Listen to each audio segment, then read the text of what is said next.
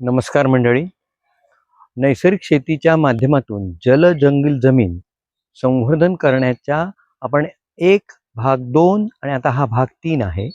एक भागामध्ये आपण बघितलं की नैसर्गिकरित्या आलेली गवत झुडपं यांच्यावर जीवन जगणारे सूक्ष्मजीव, कीटक, फुलपाखरं ह्याविषयी आपण माहिती घेतली ह्या 2 भागांमध्ये. आता आपण माहिती घेणार आहोत या सूक्ष्म जीवाणू, फुलपाखरं, कीटक ह्यांच्यावर जगणारी इतर जैवविविधता.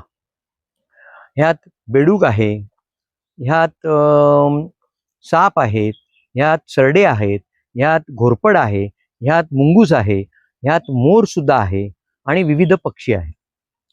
ह्यात आम्ही जी काही माहिती दिली आहे ती आपण समजून घ्यावी.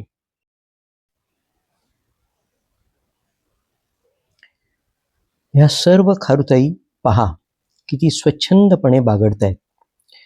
हे ह्यांचं बागडणं आपल्याला निर्देशित करते आहे की त्यांना कोणतीही भीती वाटत नाही, ते आनंदाने खेळतायत.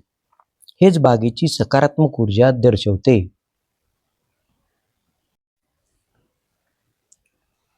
मुंगीची जीभ बघितली आहे का? बघा, आम्ही सहजतेने फोटोग्राफी करण्यात यशस्वी झालेलो आहोत. ह्या मुंग्या बघा, उंदराचा पाय एवढा मोठा पाय सगळ्या सामूहिक इथे मुंग्यांकडनं आपल्याला खूप शिकता येईल. एकत्रितरित्या त्यांची एक कम्युनिटी, त्यांची एक वसाहत कशी एकत्रितरित्या कार्य करते. हे कार्य करत असताना एखादी मुंगी मेली तर तिला वेगळ्या ठिकाणी नेऊन टाकण्याची त्यांच्याकडे व्यवस्था आहे. मुंग्या ह्या मेलेल्या ऑर्गॅनिक मॅटरवर किंवा खराब ऑर्गॅनिक मॅटरवर कार्य करतात. त्यात बुरशी लागण्याचा बुरशीजन्य रोग होण्याची फार शक्यता असते. म्हणून त्यांची स्वतःची स्वच्छता ते करतात, त्याचबरोबर आपल्या सहकार्यांची पण स्वच्छता करत असतात. हे आपल्याला ह्या मायक्रो लेन्सने केलेल्या फोटोग्राफीत पाहता येईल. तर मुंगींची वसाहत ही आपले अंडी व्यवस्थापन, आपलं अन्न व्यवस्थापन आणि वेगवेगळ्या जातींच्या मुंग्यांची घर बांधणी ही वेगवेगळी असते. तसेच मुंगी हे जी काही जमिनीखाली बिळत करतात किंवा वारूळ करतात, त्यामुळे पाणी कन्झर्वेशन होतं आणि ऑर्गॅनिक सेंद्रिय पदार्थ आपल्या बिळात नेऊन ठेवतात. त्यामुळे बुरशांची शेती करतात मुंग्या आणि बुरशांवर मुंग्या आपलं उदरनिर्वाह करत असतात. तर मुंग्यांकडनं आपण खूप काही शिकण्यासारखं आहे.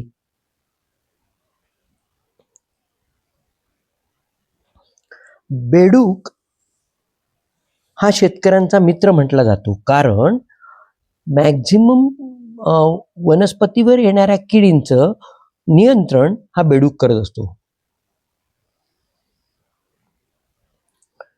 सरडा पण कीड नियंत्रण छान प्रकारे करत असतो.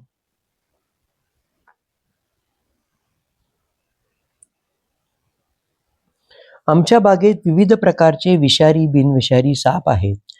साप हा पण शेतकऱ्याचा मित्र आहे. तो उंदीर जो शेतीचं खूप नुकसान करतो त्याचं नियंत्रण करत असतो. तसेच परिसंस्थेचं संतुलन करण्यात त्याचं मोठं योगदान आहे. तेव्हा आणि आमच्या बागेतले साप सुद्धा बघा, विषारी असू दे बिनविषारी असू दे, सहज जीवन जगत आहेत. यावरून आपल्या लक्षात येईल की त्यांची भीती गेली आहे आणि त्यांना एक विश्वास निर्माण झाला आहे की आमच्यापासून त्यांना धोका नाही, त्यामुळे आम्हाला धोका असण्याचं काही कारणच नाही. असं सह अस्तित्व जीवन आपल्याला जगता आलं पाहिजे, कारण हे सगळे आपलं अन्न निर्माण करण्यासाठी निसर्गामध्ये कार्यरत असतात. तर ह्या सापांची ओळख करून घेतली पाहिजे, त्यांचा विविध अभ्यास करणं गरजेचं आहे. ते करण्याचा आम्ही आता प्रयत्न करणार आहोत. आता सध्या आम्हाला शक्य नाही. आम्हाला चित्रीकरण सुद्धा आम्ही कामात वेळ काढून सहजतेने करतो. मुद्दामून चित्रीकरण करायचं म्हणून सहज दिसला चित्रीकरण केलं, असं आमचा आताचा प्रवास सुरू आहे. तर ह्या सर्व जैवविविधतेचा आपण सन्मान केला पाहिजे आणि ती जैवविविधता वाढण्यासाठी प्रयत्न केला पाहिजे. हे सगळे निसर्गातील घटक हे आपल्याला उपयुक्त आहेत. नागदेवता हे आमच्या बागेची शान आहे. त्यांनी आम्हाला दर्शन दिले.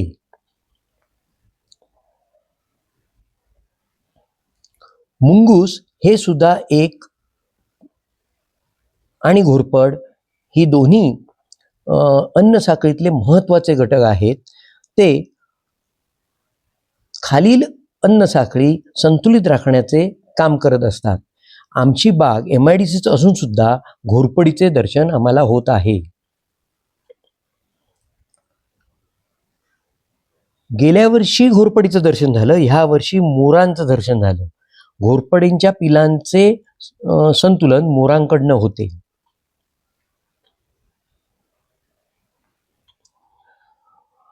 विविध पक्षी, वेगवेगळ्या प्रकारचे पक्षी आमच्या बागेत स्नानाचा आनंद घेत असतात.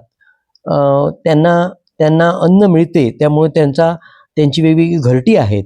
आता एक पक्षाचं उदाहरण घेऊया. सुगरणीकडनं आपल्याला किती छान शिकण्यासारखं आहे. सुगरणीमध्ये सुगरणीला आपला नर निवडण्याची तिला स्वातंत्र्य आहे. सुगरीण जो तिचं घरटं छान बांधेल, जे तिला आवडेल त्या नराला निवडते.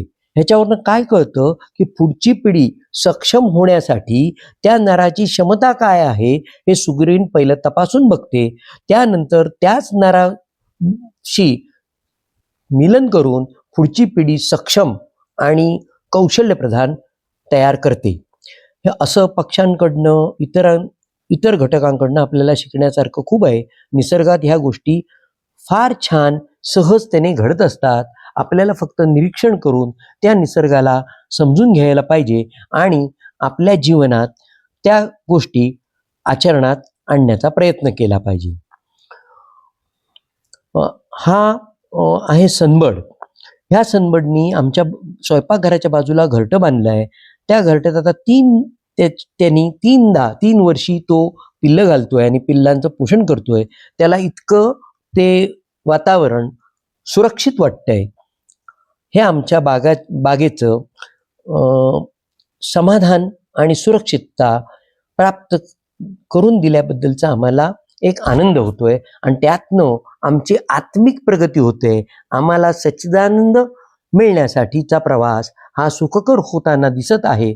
असाच नैसर्गिक शेतीच्या माध्यमातून किंवा तशा परिसंस्थेतून मनुष्याने सच्चित आनंद मिळवण्यासाठी नैसर्गिक शेती करणं गरजेचं आहे. आणि त्यापासून जे अन्न निर्माण होईल ते जल जंगल जमीन समृद्ध करणारच आहेत.